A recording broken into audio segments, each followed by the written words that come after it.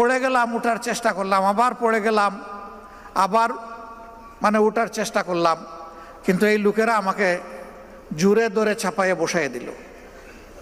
সবাই বলতেছেন আপনি আর কথা বলতে পারবেন না। আমি বলতেছি যে কথা কিছু তো বলতে হবে, যেহেতু এখনো দম আসা যাওয়া করতেছে। যত সময় দম থাকবে কথা বন্ধ হবে কেন?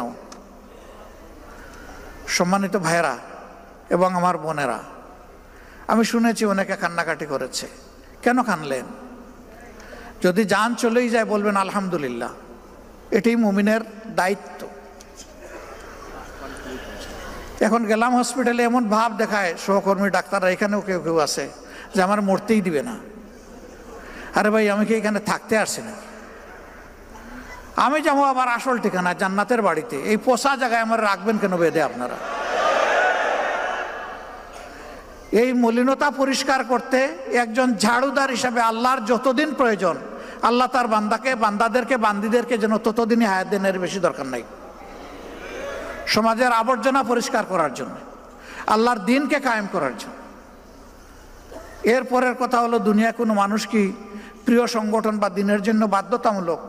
অবশ্যই না, কিন্তু আমাদের জন্য বাধ্যতামূলক আল্লাহর দ্বীন এবং সংগঠন। একজন মরবে, আরেকজন আসবে। আমাদের মায়েদের গর্ভে মুজাহিদ, মুমিনা, মহসেনা, মুমিন, মহসেন জন্ম নিবে। এরা পরবর্তীর পতাকা হাতেও ধরবে, প্রয়োজনে দাঁত দিয়ে কামড় দিয়ে ধরবে। আসা যাওয়ার এই পালাও চলতে থাকবে, আর দিনের একামত ইনশাল্লাহ হবে।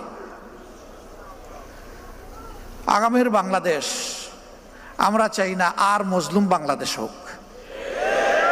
এই জুলুম থেকে তারাই বাংলাদেশকে বাঁচাতে পারবে যারা শুধু আল্লাহর জন্য জীবন বাজি রেখে লড়াই করতে পারবে।